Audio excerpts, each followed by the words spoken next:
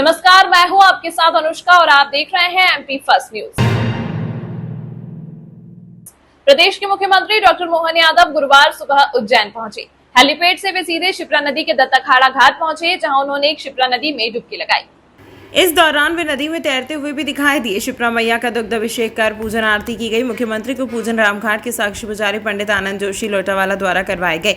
मुख्यमंत्री के साथ भाजपा विधायक अनिल जैन भी मौजूद रहे। मीडिया से चर्चा में मुख्यमंत्री ने कहा कि उज्जैन की पहचान मां शिप्रा से है। यहाँ 33 करोड़ देवी देवताओं का वास है। हमारी परंपरा है कि यहाँ स्नान के बाद इस तीर्थ का महत्व बढ़ाएं। बड़ा दुख होता है जब लोग मां शिप्रा पर प्रश्न चिन्ह खड़े करते हैं। यहाँ बता दें कि कांग्रेस के उज्जैन लोकसभा प्रत्याशी महेश परमार और कांग्रेस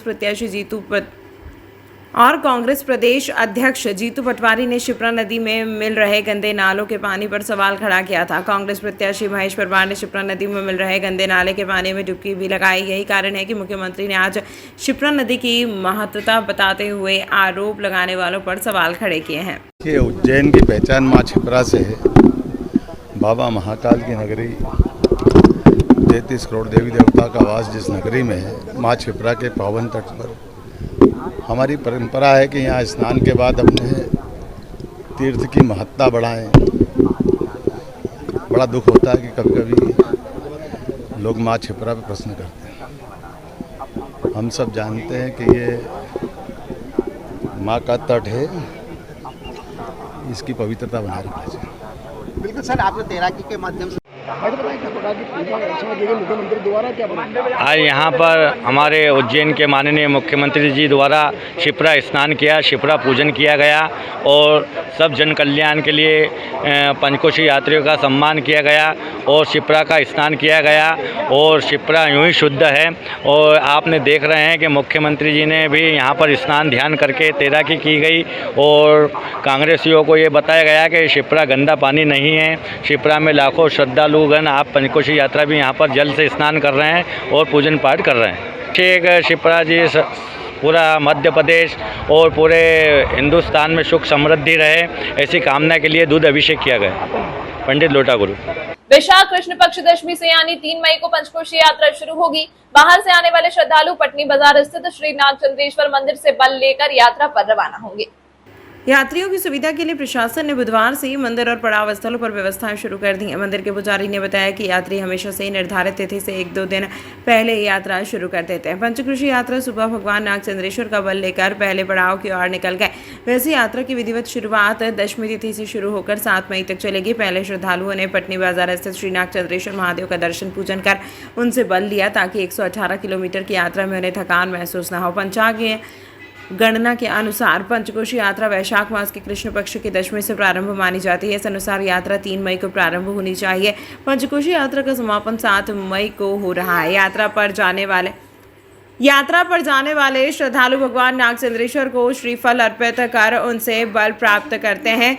इस अनुसार यात्रा 3 मई को प्रारंभ होना चाहिए। पंचकोशी यात्रा का समापन 7 मई को हो रहा है। यात्रा पर जाने वाले श्रद्धालु भगवान नागचंद्रेश्वर को श्रीफल अर्पित कर उनसे बल प्राप्त करते हैं। यात्रा संपन्न होने के बाद यात्री नागचंद्रेश्वर मंदिर में मिट्टी के अश्व घोड़े अर्पित कर बल लौटाने के बाद गंतव्य की ओर रवाना होते हैं।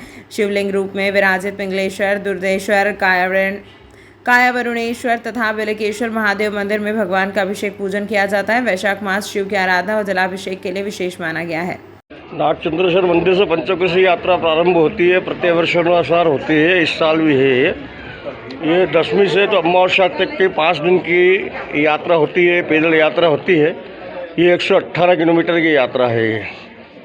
यहाँ पर भगवान नागचंद्रेश्वर के यहाँ पर जो भक्त लोग आते हैं वो इनकी शक्ति प्राप्त करते हैं यात्रा के लिए कि 118 किलोमीटर की जो पैदल यात्रा है वो भगवान यात्रा इनको निर्विघ्नपूर्ण संपन्न करवाए।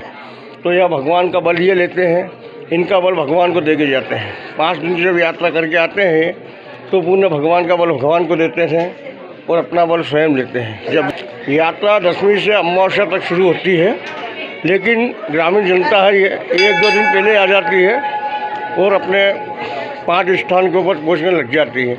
लेकिन इसके जो यात्रा का जो महत्व है ये दशमी से अमावस्या तक का है। Satyanarayan Joshi, Pithampur, sector number 3, Mandlawada, Indorama. बस कितने साल हो गए? हम क्या हुई गया 4 साल अभी जाएगा, 4 साल हो जाएंगे।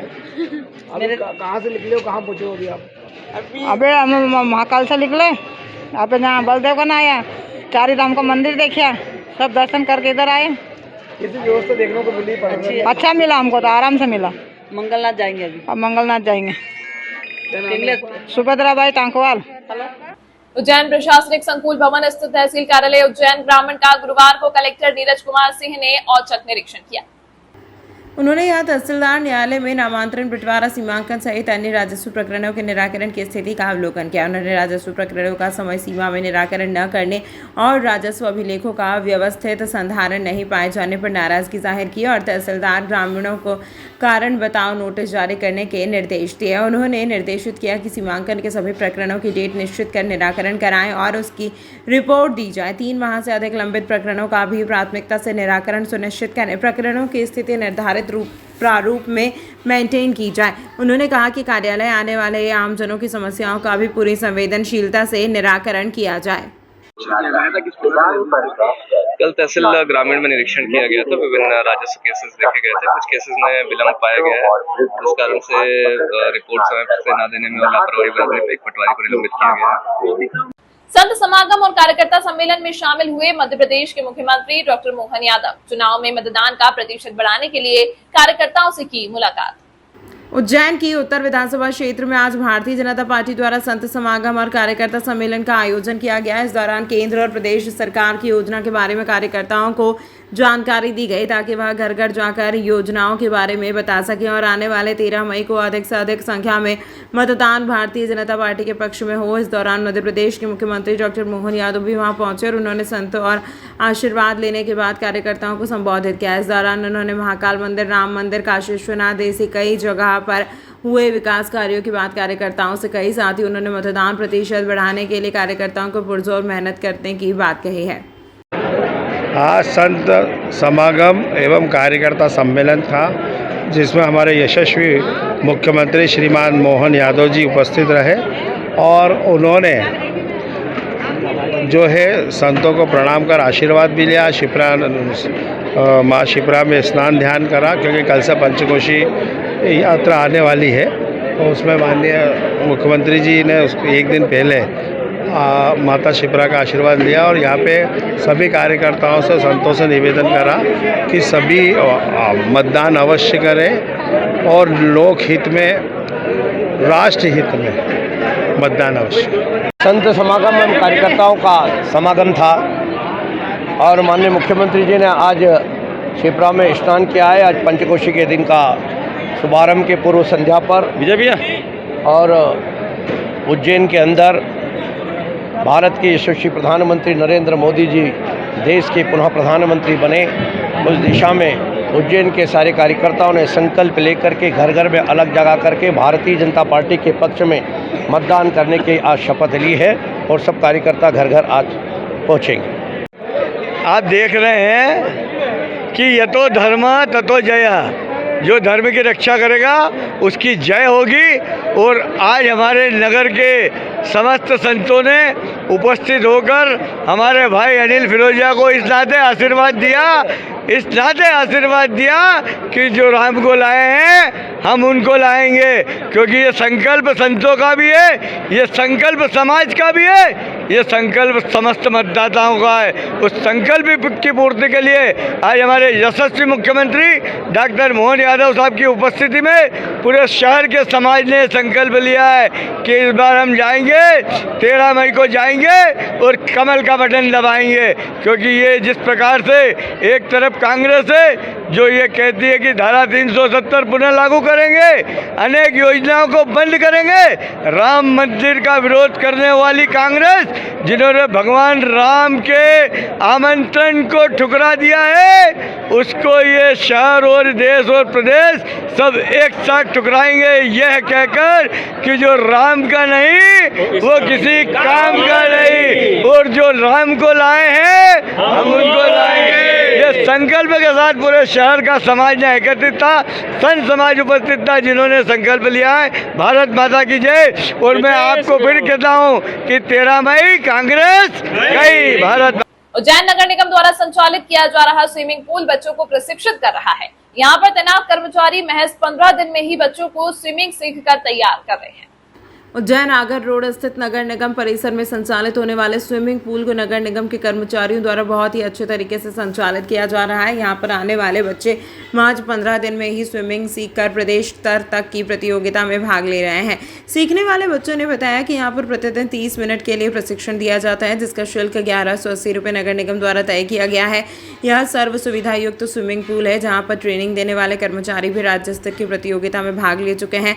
ट्रेनिंग दे रहे अर्जुन ने जानकारी देते हुए बताया कि बड़े बच्चे उत्साह के साथ स्विमिंग पूल में प्रशिक्षण लेने के लिए आ रहे हैं। यहाँ पर बच्चों को तैराकी के अलग अलग स्टंट भी सिखाए जाते हैं। बच्चे स्विमिंग अभी तो बेसिक सीखते हैं, फिर काफ़ी टाइम अच्छा करते हैं, 10-15 1-2 महीने में तो टेक्निकल भी स्विमिंग सिखाते हैं। और मतलब जैसे बच्चे धीरे धीरे एक एक पकड़ के स्विमिंग करते हैं तो काफ़ी अच्छा करने लग जाते हैं। जैसे 15 दिन में बेसिक स्विमिंग सीख जाते हैं। 10 से 15 साल के बच्चे जल्दी सीख जाते हैं, बाकी 5 से 10 साल के बच्चों को थोड़ा टाइम लगता है। जैसे बड़े व्यक्ति भी जल्दी सीख जाते हैं, 5-6 दिन में स्विमिंग सीख जाते हैं। अभी तो बेसिक है स्विमिंग, जो फ्री स्टाइल होती है बेसिक स्विमिंग, और जो टेक्निकल होती है बैक स्ट्रोक, ब्रेस्ट स्ट्रोक और बटरफ्लाई, वो अपना आप पहले बेसिक स्विमिंग सीखेंगे, उसके बाद टेक्निकली स्विमिंग सिखाते हैं। क्या नाम है आपका? मेरा नाम अर्जुन सिंह है। मैं यहाँ पे 1 साल से आ रहा हूँ। मैं हर गर्मी की छुट्टी में आता हूँ। मेरे को बहुत अच्छा लगता है यहाँ पे आके। मेरे को यहाँ पे अच्छे से स्विमिंग भी सिखाई, गार्ड भी है यहाँ पे, सर भी अच्छे से स्विमिंग सिखाते हैं। महीने के 1180 रुपये लेते हैं और हर रोज़ 30 मिनट के लिए स्विमिंग करने को मिलती है। और यहाँ पे बहुत अच्छे स्विमिंग होती है। स्विमिंग पूल भी बहुत बड़ा है यहाँ पे और अच्छा मज़ा आता है। मैं हर गर्मी की छुट्टियों में आता हूँ यहाँ पर। कैसा पानी देखने को मिल रहा है अभी? पानी तो बहुत अच्छा और साफ है। किस प्रकार की स्विमिंग कर पाते हो आप? मैं सारी स्विमिंग कर पाता हूँ। मैं यहाँ से ही सीखा हूँ। मैं कंपटीशन भी खेल के आया हूँ भोपाल। और आपके साथियों को? वो भी सब अच्छे से स्विमिंग सीख गए हैं। जैसे इसको भी नहीं आती थी, सर ने इसको भी सिखाई। सबको सर अच्छा स्विमिंग सिखाते हैं। क्या नाम है आपका? नैतिक बारोड़। कहाँ से आते हैं? मैं मालीपुरा से। उज्जैन के दंडी आश्रम में बच्चों से कुकर्म करने का दूसरा आरोपी अजय ठाकुर गिरफ्तार कर लिया गया। सेवादार ठाकुर को बुधवार देर रात आष्टा से पकड़ा गया है। गुरुवार सुबह 6 बजे पुलिस उसे उज्जैन लेकर आई। आज के शहर के बड़नगर मार्ग स्थित दंडी सेवा आश्रम में संचालित गुरुकुल में बच्चों से यौन शोषण के खुलासे के बाद पुलिस ने आचार्य राहुल शर्मा और सेवादार अजय ठाकुर पर अलग अलग 3 केस दर्ज किए हैं। अप्राकृतिक कृत्य की धारा के साथ पॉक्सो एक्ट में भी कार्यवाही की गई है। आचार्य राहुल शर्मा को आश्रम के संचालक संत गजानंद सरस्वती ने खुद पुलिस बुलाकर गिरफ्तार करा दिया था। सेवादार फरार था। बुधवार को पुलिस के सामने अभिभावकों ने कहा कि अब परीक्षा खत्म होते ही सभी बच्चों को आश्रम से निकालना है। मंदसौर के एक बच्चे के पिता ने कहा कि सभी 19 बच्चों के माता पिता से बात हो गई है और सभी अपने अपने बच्चों को आश्रम से निकाल रहे हैं। उसमें जो एक अभी फरार आरोपी था उसको भी गिरफ्तार कर लिया गया। अभी उसकी रिमांड ली जाएगी और उससे पूछताछ की जाएगी। उसमें एक SIT का भी गठन किया गया है, जिसमें महिला बल भी है, पुरुष बल भी है, CSP साहब के नेतृत्व में है। उसमें जो बच्चे पूर्व में भी यहाँ पर शिक्षित हुए हैं या कभी आ रहे हैं, उनसे भी जो घटनाक्रम है उसके बारे में पूछताछ की जाएगी। सभी के स्टेटमेंट रिकॉर्ड कराए जाएंगे। माननीय न्यायालय के समक्ष भी सभी बच्चों के स्टेटमेंट कराए जाएंगे। सर, आज उनको धारा 164 के तहत कुछ बयान होना पीड़ित बच्चों के? हाँ, जैसा मैंने आपको बताया कि जो बच्चे हैं उनमें से कुछ के परिजनों के और कुछ बच्चों के कल धारा 164 में बयान कराए गए थे माननीय न्यायालय में, और बाकी जो शेष बच्चे हैं उनके भी SIT की टीम के द्वारा पहले बयान लिए जाएंगे और उसके बाद माननीय न्यायालय में 164 के कदम कराए जाएंगे। बच्चों ने कुछ और किसी के नाम भी बताए? 2 के अलावा अभी जांच चल रही है। अभी तो 2 के अलावा कोई और नाम अभी बच्चों की तरफ से सामने नहीं आया, परंतु फिर भी जैसे मैंने बताया कि SIT का गठन किया गया और वो उनसे प्रत्येक बिंदु पर डिटेल्ड पूछताछ बच्चों से करेगी अनुकूल वातावरण। उज्जैन का सर्वश्रेष्ठ नामित सक्सेना कॉमर्स कोचिंग इंस्टीट्यूट इस बार भी अपने खुद के ही रिकॉर्ड तोड़कर टॉप रिजल्ट्स दिया है। वेदिका और पुष्कर ने उज्जैन का नाम रोशन किया। यही नहीं, मीडिया से बातचीत करते हुए वेदिका और पुष्कर ने बताया कि उज्जैन का टॉप इंस्टीट्यूट नामित सक्सेना कॉमर्स इंस्टीट्यूट है। अगर आपको कॉमर्स सब्जेक्ट लेना है तो और कहीं नहीं जाइए, सिर्फ और सिर्फ नामित सक्सेना कॉमर्स इंस्टीट्यूट पर ही आप अपना करियर बनाएं। कॉमर्स इंस्टीट्यूट इस बार भी सर्वाधिक सर्वश्रेष्ठ 12वीं में रिजल्ट देकर शहर का नाम रोशन किया। कॉमर्स इंस्टीट्यूट के बच्चों ने नामित सक्सेना सर की तारीफ करते हुए कहा कि हमने कई शिक्षण संस्थान में कॉमर्स पढ़कर देखा, लेकिन हमने उनके यहाँ कॉमर्स सब्जेक्ट पढ़ने में मज़ा नहीं आया जो मज़ा हमें नामित सक्सेना कॉमर्स इंस्टीट्यूट पर आया। नामित सक्सेना कठिन से कठिन सवालों को चुटकी भर में ही समझकर क्लियर करवा देते हैं, इसीलिए हमने बेस्ट रिजल्ट इस वर्ष की दिए, जिसका पूरा शहर नमित सक्सेना और हमारे माता पिता को जाता है। मेरा नाम वेदिका वर्रा है और मेरे परसेंटेज 86.2 है।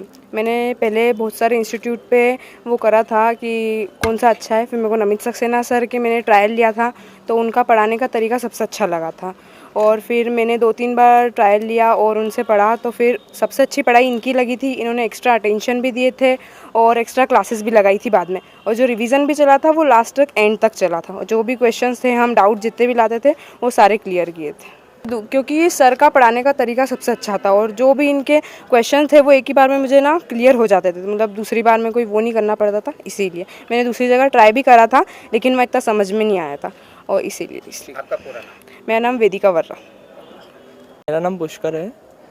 नमित सर ने मतलब कि सारी तैयारी नमित सर ने करवाई है, सबसे ज़्यादा मतलब नमित सर का योगदान है। नमित सर मतलब सुबह भी क्लास लेते थे और शाम को भी क्लास लेते थे और रिवीजन तो एक्स्ट्रा कराते थे, मतलब जैसे कि ज़रूरत पड़ती थी तो दिन में ही पढ़ाते थे सर। सुबह भी पढ़ाया, शाम को भी पढ़ाया, दिन में ही पढ़ाते थे सर। और मतलब जो डाउट थे वो तो हाथों हाथ क्लियर करते थे सर और पर्सनल अटेंशन ज़्यादा देते थे सर। मतलब जैसे जो डाउट आता था वो पर्सनल अटेंशन, मतलब जैसा सबकी बेंच पे आना, सबसे एक एक करके पूछना और रोज़ के 10-15 क्वेश्चन सोल्व करवाते थे, जिससे सबके अकाउंट्स में मतलब उस वजह से क्या अकाउंट्स सबके अच्छे मार्क्स आए। तमाम महत्वपूर्ण खबरों के लिए देखते रहिए MP फर्स्ट न्यूज।